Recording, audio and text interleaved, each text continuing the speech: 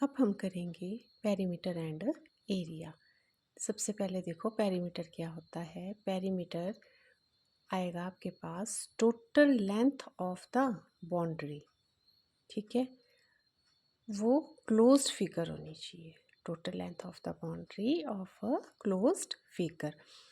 अब देखिए, अगर आपके पास बाउंड्री क्लोज नहीं है, कहीं से ओपन है, सपोज करो अगर आपके पास एल शेप में कोई बाउंड्री, मतलब उसकी निकालनी हो, आपने पेरीमीटर बाउंड्री इस तरह से दी है एल शेप में या यू शेप में, उसकी अगर बाउंड्री का हमने पेरीमीटर निकालना होगा वो पॉसिबल नहीं है। क्यों नहीं है? क्योंकि वो क्लोज्ड फिगर नहीं है। पेरीमीटर हमेशा निकलेगा क्लोज्ड फिगर का ही, ठीक है।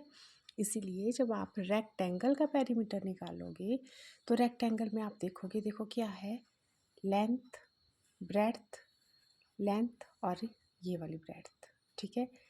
ए इसकी लेंथ है, बी इसकी ब्रेड्थ है, ए फिर से लेंथ आ गई, बी ब्रेड्थ आ गई। तो पेरीमीटर में हम ये सारे जो आपके पास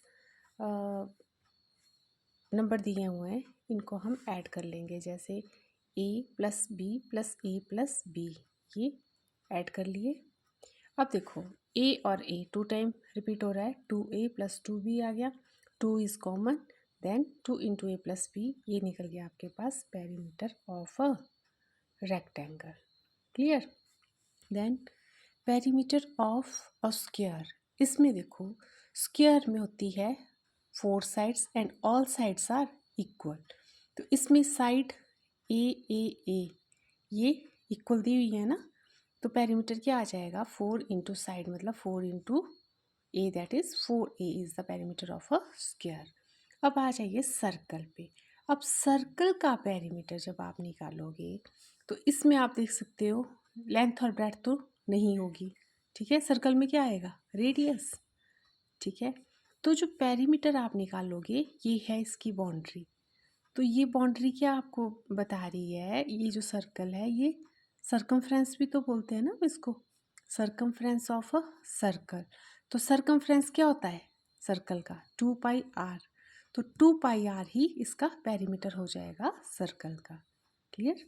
देन पेरीमीटर निकाल रहे हैं अब हम। ये आपके पास फिगर दी हुई है, ये एक ट्रेपीजियम शेप में फिगर है।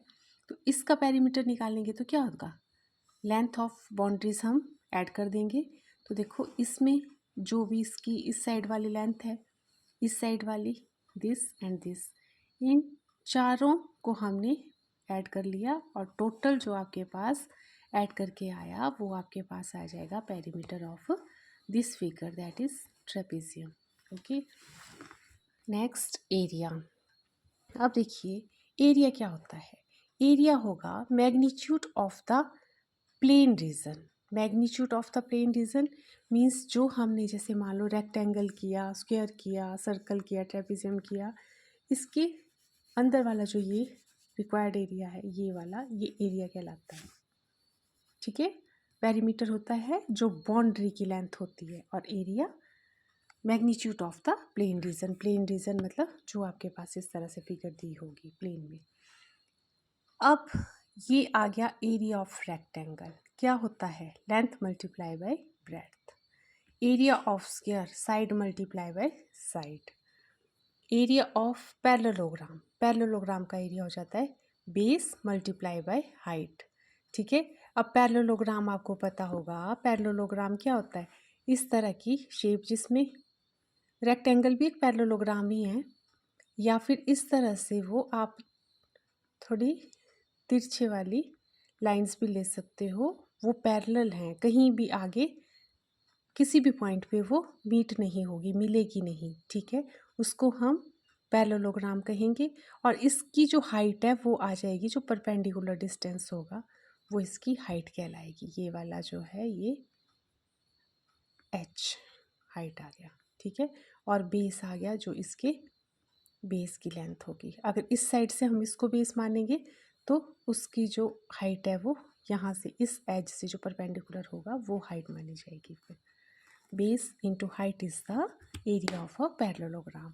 एरिया ऑफ ट्राइंगल, ट्राइंगल का एरिया हो जाएगा half into base into height.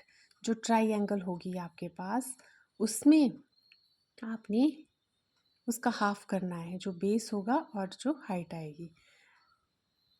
और ये आपने ध्यान रखना है कि जो एरिया ऑफ पैरेललोग्राम है इसका हाफ जो है वो एरिया ऑफ ट्राइंगल आ गया, अगर बेस सेम है, हाइट सेम है। Clear? Area of equilateral triangle, equilateral triangle means all sides of a triangle are equal, then its area is equal to √3/4 side square. Area of rhombus, rhombus क्या होता है? ये एक ऐसी shape होगी square shape में, लेकिन जो इसके साइड्स हैं वो तो इक्वल रहेंगे, साइड्स आर इक्वल, बट ये जो एंगल्स हैं ये 90 डिग्री नहीं होंगे। स्क्वायर में क्या होता था, ये एंगल 90 डिग्री होते थे। इसमें ये जो डायगनल है D1 D2 क्या है, डायगनल है, और जो ये डायगनल का जहाँ पे ये इंटरसेक्ट होंगे ये 90 डिग्री पे इंटरसेक्ट होंगे। ठीक है, ये एक रोम्बस कहलाता है। और D1 D2 क्या है, इसके डायगनल्स। ठीक है, तो half into D1 into D2 is the area of rhombus. उसके बाद आ गया area of a circle. Circle का एरिया πr²। क्लियर हो गया यहाँ तक? ये हमने पेरीमीटर और एरिया के बारे में पढ़ा, और इस पे बेस्ड हम नेक्स्ट उसमें करेंगे क्वेश्चंस। जैसे पेरीमीटर ऑफ मैक्सिमम क्या पूछा जाता है कि पेरीमीटर ऑफ अ पाथ निकालो। जैसे कोई रेक्टेंगुलर शेप में या स्क्वायर शेप में कोई पार्क दिया हुआ है या कहीं भी कोई ग्राउंड दिया हुआ है और उसके साइड में बोल रहे हैं कि एक पाथ बना हुआ है इतने सेंटीमीटर